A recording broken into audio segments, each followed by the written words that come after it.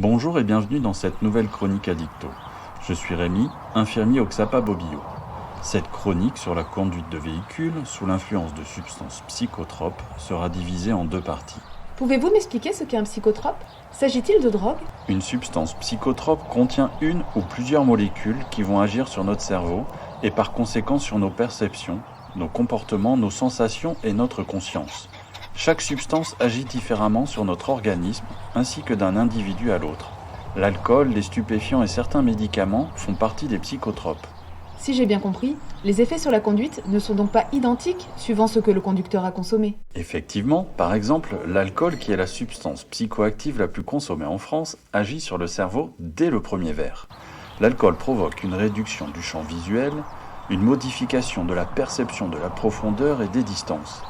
La vigilance diminue ainsi que la résistance à la fatigue, le temps de réaction augmente, la coordination des mouvements est perturbée et l'effet désinhibant de l'alcool amène le conducteur à sous-évaluer les risques et à surestimer ses capacités.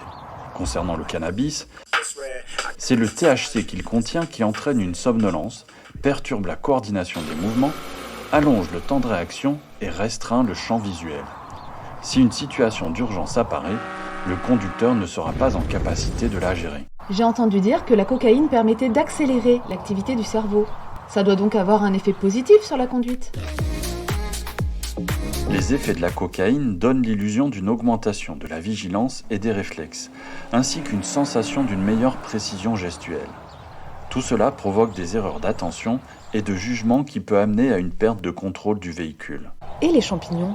La consommation de substances hallucinogènes, comme le LSD ou les champignons, provoque des troubles de la perception, des hallucinations visuelles et auditives, un sentiment de confusion et une sous-estimation des risques. Est-ce que tous les médicaments peuvent influer sur la conduite? Les médicaments présentant un risque pour la conduite sont porteurs d'un pictogramme sur la boîte.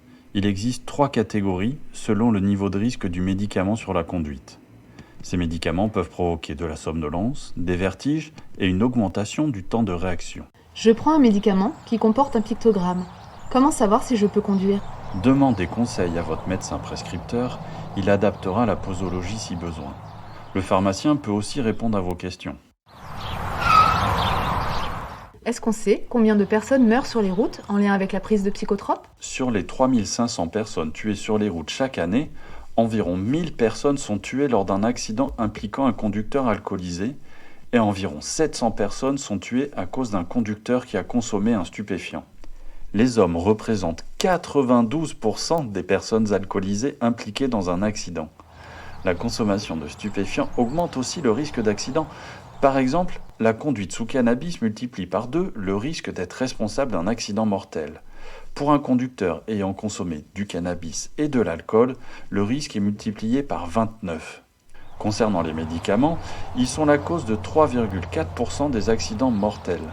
Dans la moitié des cas, les traitements en cause sont des benzodiazépines, des anxiolytiques ou somnifères, consommés par plus de 11 millions de personnes dans l'Hexagone. Mais si j'ai consommé de l'alcool, comment savoir si je peux conduire? Si vous avez bu de l'alcool et que vous souhaitez savoir si vous pouvez conduire, le plus simple est d'utiliser un éthylotest. Si l'éthylotest vire positif, vous êtes au-dessus du taux pour conduire, c'est-à-dire 0,5 g d'alcool par litre de sang. Vous devez encore attendre pour pouvoir conduire. Pour avoir une estimation de votre taux d'alcool dans le sang lorsque vous consommez, vous pouvez télécharger des applications sur smartphone dans lesquelles vous rentrez la quantité d'alcool que vous avez consommée.